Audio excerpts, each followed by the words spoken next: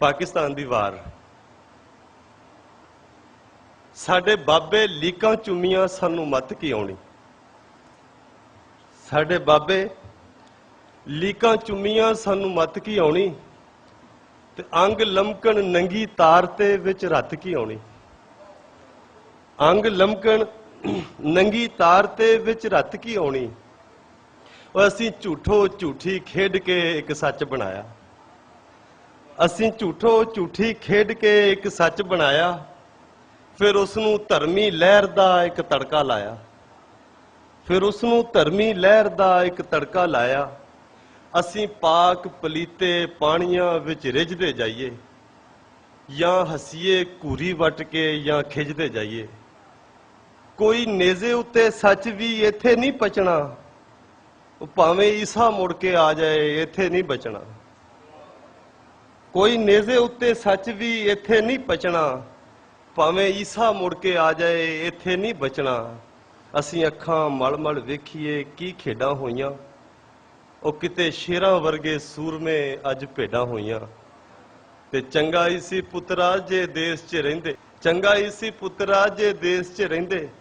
ओ सानू आण अंग्रेजां रोलिया साडे बाबे कहंदे, ओ सानू सज्जा हथ विखा के मारी सू खब्बी, ओ असीं जन्नत वल नूं नੱਠ पए ते दोज़ख लभी।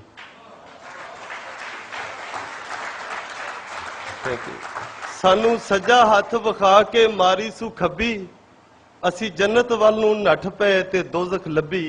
असीं जुत्ते विच पंजालियां हल फाइयां, असीं खेतां विच ही बीजियां कई साल छमाइयां।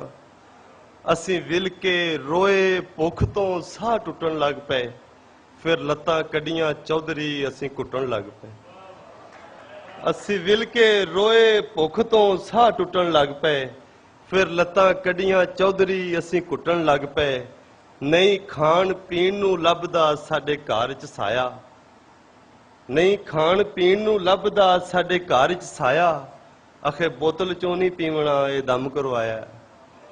असीं छिटी चरावण लै गए किंज बूहा निकले, असीं छिटी चरावण लै गए किंज बूहा निकले। ज्यों बीन वजाइए रुड ते तां चूहा निकले।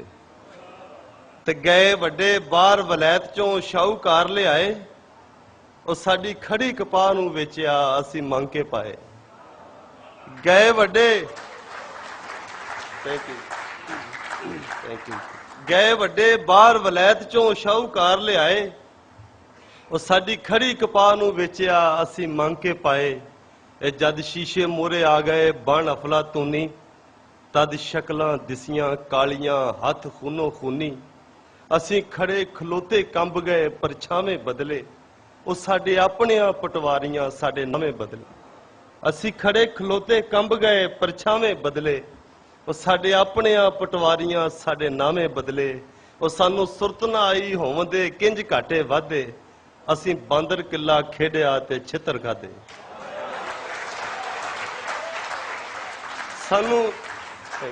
सानू सुरत ना आई होवंदे किंज घाटे वाधे, असीं बांदर किला खेडिया ते छितर खाधे।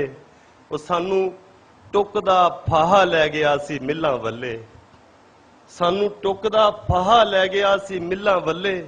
दो मालक जुड़ के बह गए असीं लखां कल्ले, दो मालक जुड़ के बह गए असीं लखां कल्ले। ओ साडा गन्ना मिल ने पीड़िया रौ रत्ती निकली, उत्ते उस रत चों पग्गां वाली पत्ती निकली। साडा गन्ना मिल ने पीड़िया रौ रत्ती निकली, ते उस रत चों पग्गां वालियां दी पत्ती निकली। ते असीं मींह तो कणकां सांभियां सानू चौधर पै गई, ओ साडा मिट्टी विच मूंह तुन के साडे सिर ते बह